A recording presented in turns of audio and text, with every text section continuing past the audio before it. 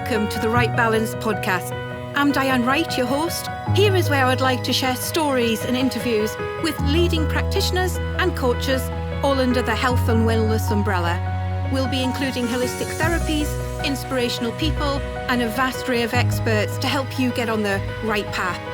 Join me every week for advice and information that will offer help and support, because we all need the right balance in life.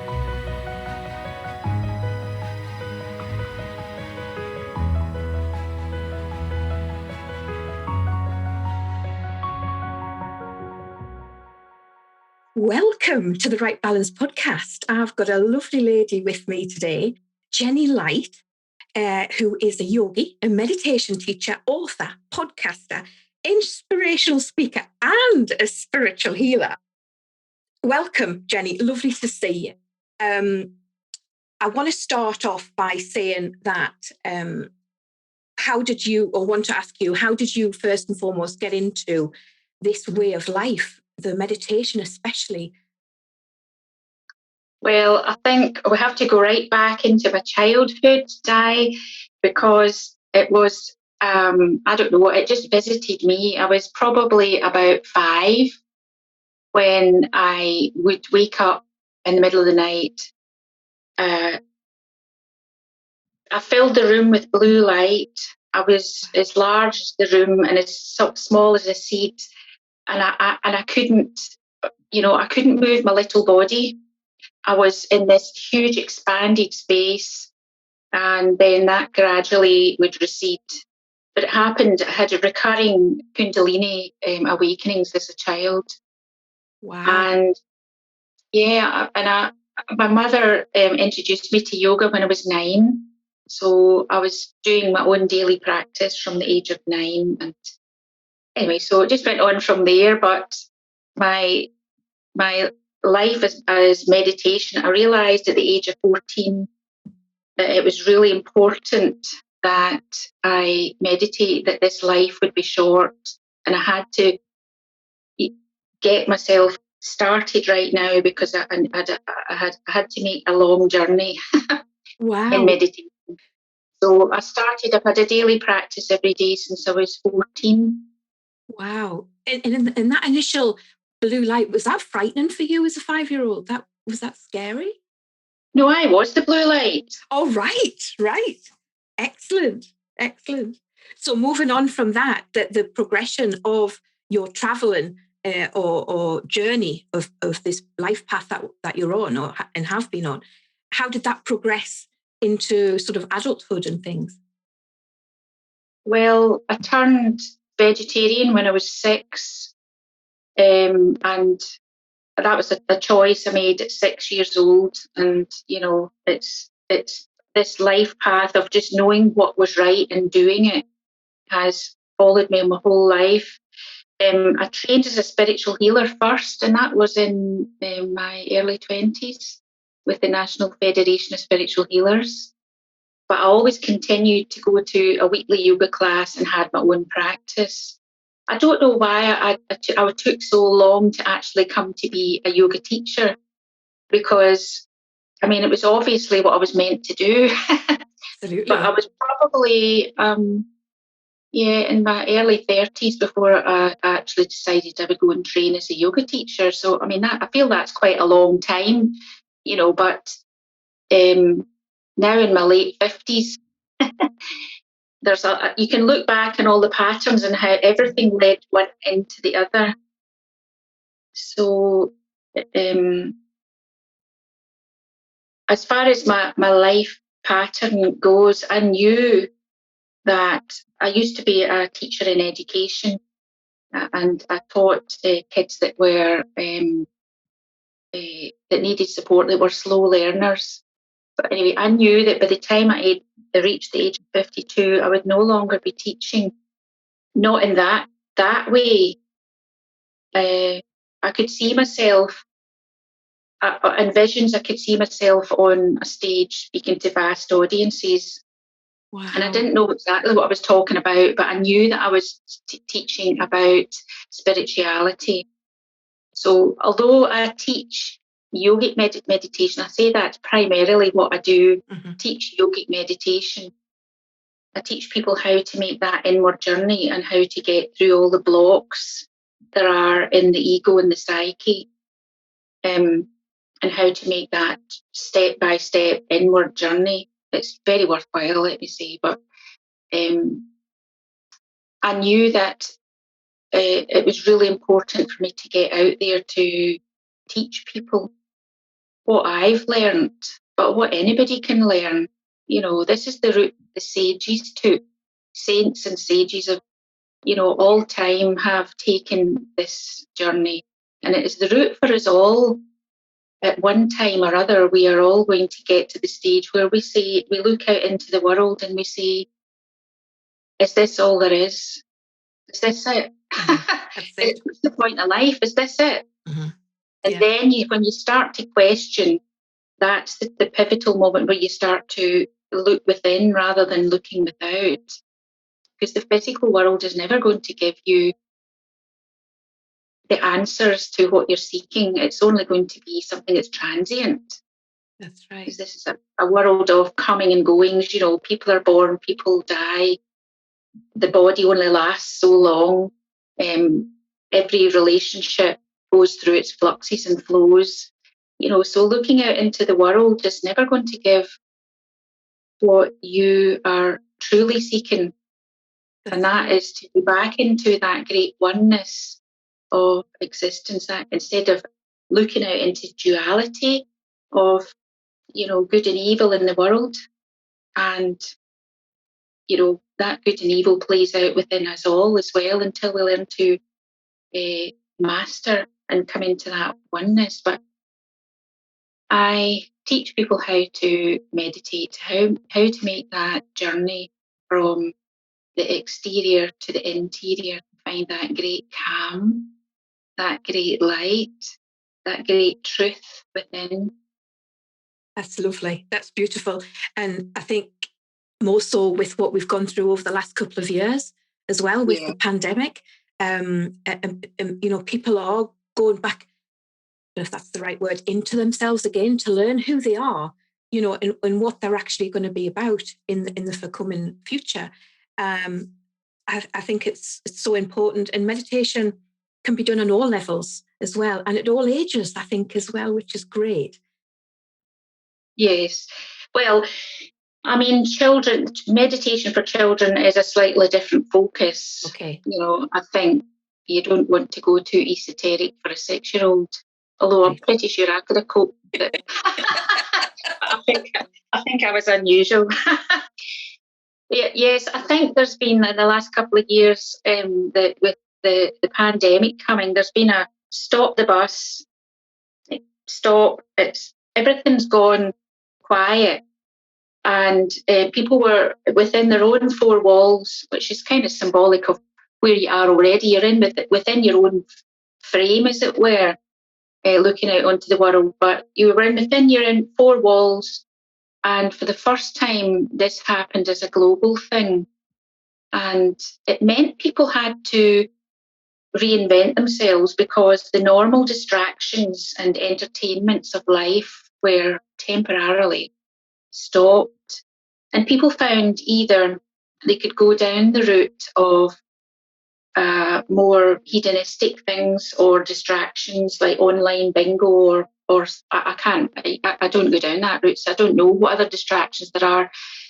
Or they could learn to have a new healthy regime for themselves, or to learn a new skill, or to do an online course, or to do something spiritual. Because you had, not for those that still worked from home, but for those that didn't, they had a chance to do things differently. And I think that's something quite special. And I have great faith that although something horrible has happened in the world, I think great good will come from it. Because people are different because of it. There's a lot of people that don't want to go back to the way that we were, which was like a hamster in a treadmill, 9 to 5, running frenetically without any. I mean, you can't go on like that. I think I know that more than anybody, because, as you know, Di, I did stop teaching because I hit a wall energetically, and I got chronic fatigue syndrome, and that was just happened over a period of a few months. I didn't know what was happening to me. Yeah. I couldn't process things. I couldn't process what order to put my clothes on. I know that sounds silly, but I couldn't think. And I remember one morning, just about probably the morning when I collapsed at my work. But I was in front of the mirror, and I was looking at this ashen face in the mirror, and I didn't know myself. I couldn't see me in it. There was just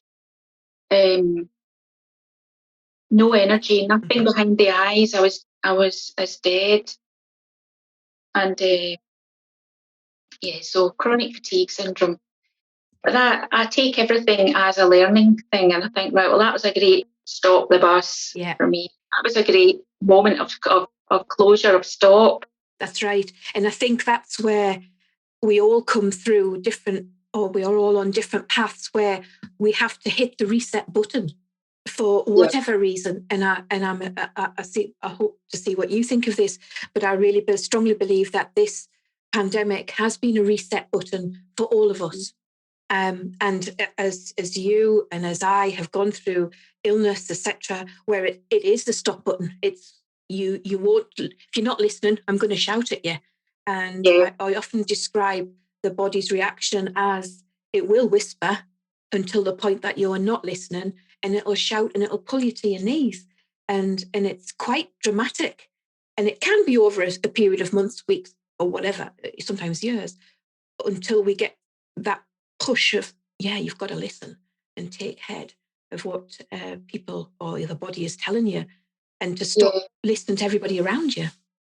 That's true, but it was unequivocal at the time that I was literally flat in my back, with the room spinning round. Even if I wanted to go to visit the loo for a pee and back again, the room's just, I'd have to wait for the room to settle again. But that was, at the time, I thought, oh no, because I know that for people with ME, it can be, something that is life. It's their total life is changed by that. That's right. But for me, I'm not that kind of person. I didn't wallow in that very long. I went, well, okay, this is an opportunity to reinvent myself. What was I not doing right?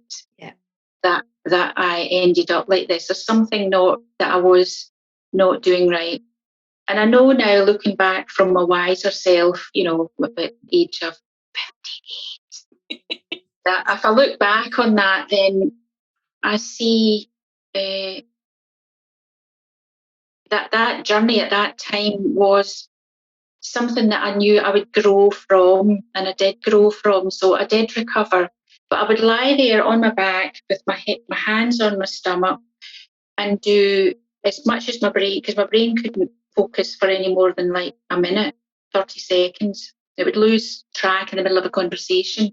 But anyway, hands breathing in, breathing out, breathing in, breathing out, and just draw energy into my chakras.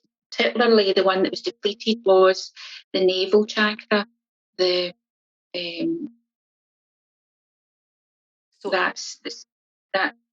can't remember its other name that's not commonly called. The one at the belly, what do you call that one? Is the sacrum and then the root? No, the one at the belly. I've lost all my things. I could only think in yogic terms, of Manipura or navel chakra. Yeah. But anyway, I would breathe into that point, become depleted. There was nothing left in the pot. And that took a lot of work to get the energy back up. But I've got a pod being channel, and where I've got, I think I've got about 40 podcasts, but there's one specifically which is on chakra recharging for people that have, a depletion of some kind. I'm sympathetic of people that have long COVID, because that sounds very similar to chronic fatigue syndrome. But I've got a chakra recharging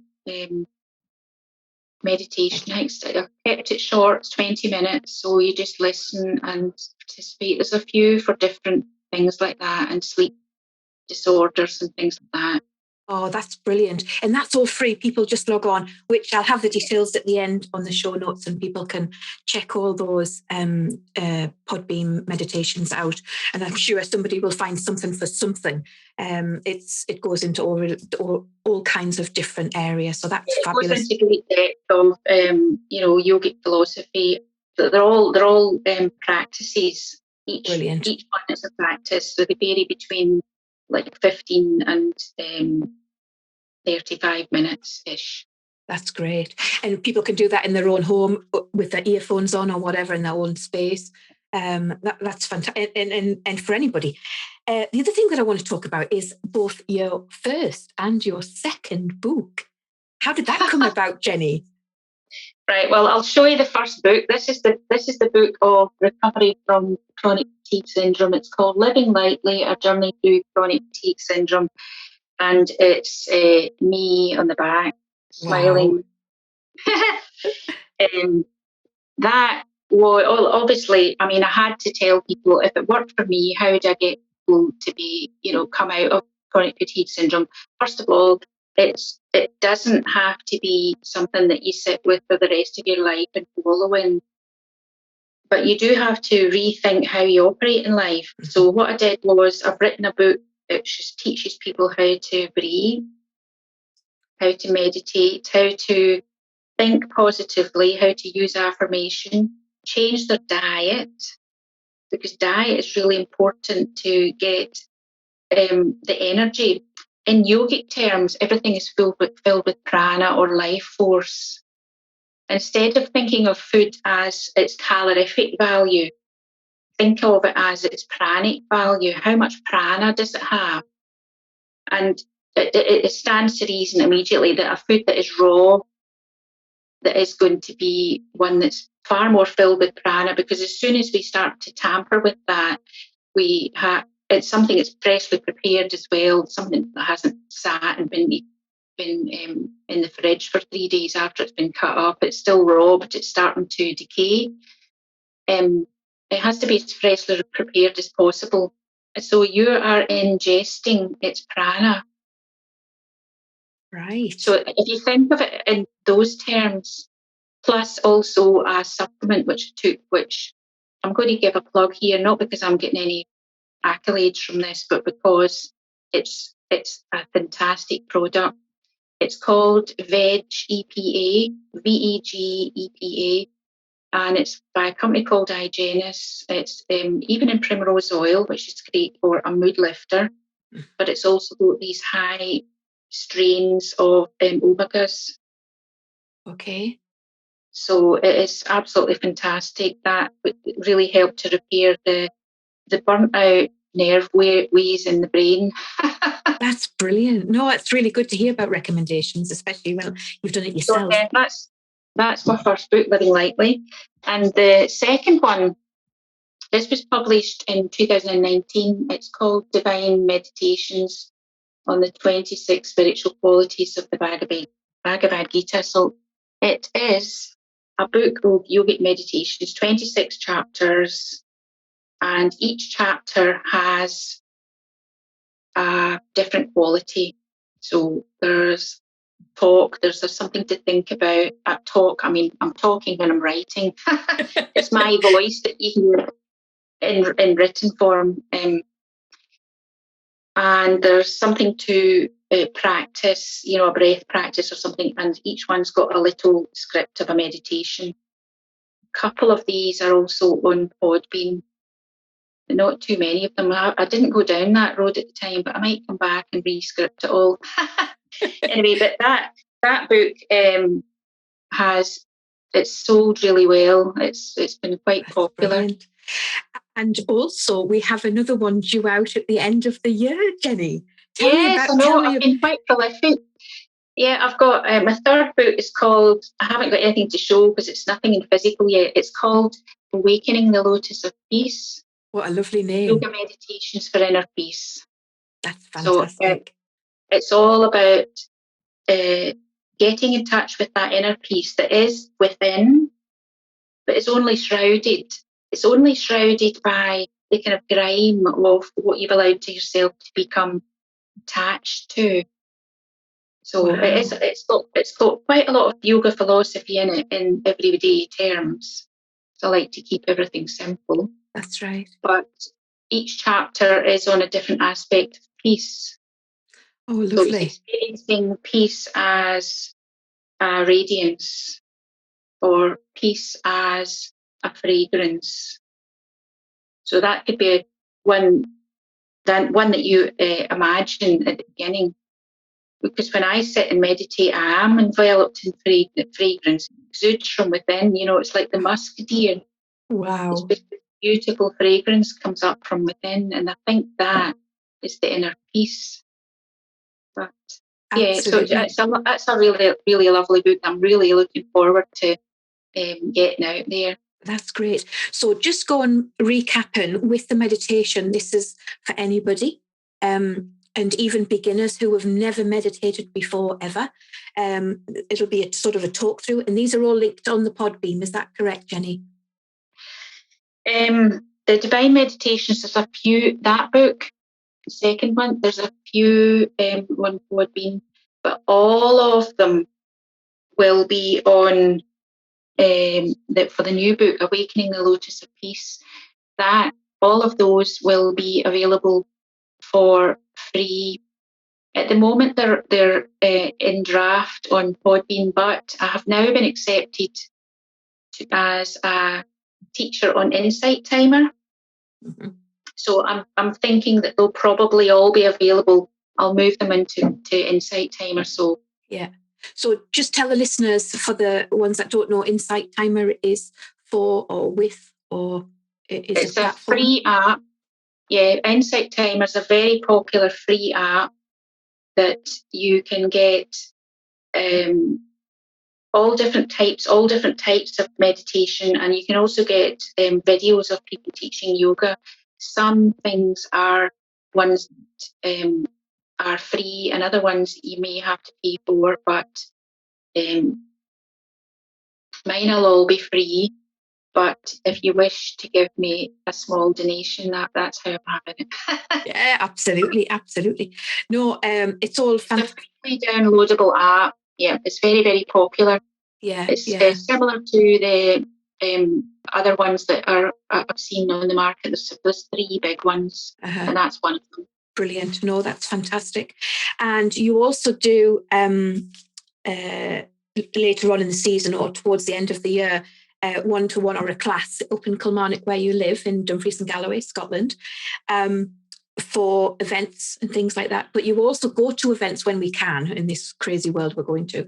Could people see you at local events as well, Jenny, and catch up with you? Yes, everything has stopped at the moment, but I haven't got anything planned. I would imagine that it would all start up again 2022 for sure. I'm not quite sure of anything for this year, but definitely you can get me online.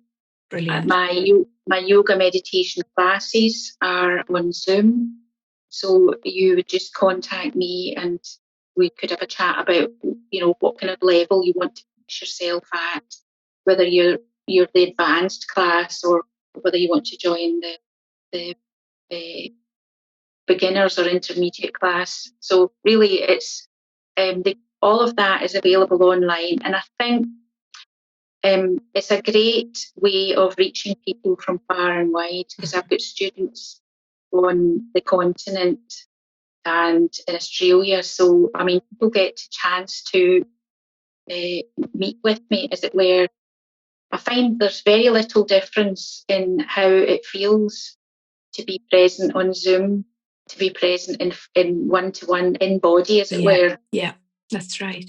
I think we've all gone through that change with lockdown as well, haven't we? We've had to change so many different things about us, and we have, embraced it to a way that to get to people who are on the other side of the world. I mean, that's just fabulous. We would never think about that 20 years ago. That wasn't an option. I know. So it is amazing. It is. And to connect with somebody like yourself, Jenny, who, you know, and to have an understanding and to be able to teach that to other people who are brand new to it. I think you're the perfect teacher, and I thank you so much for joining us today.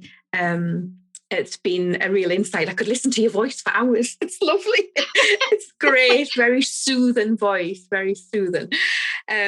So yeah, all the details of Jenny's connection points and Podbean, where she has a free yoga meditations on, will all be shown at the bottom, including Facebook pages, etc.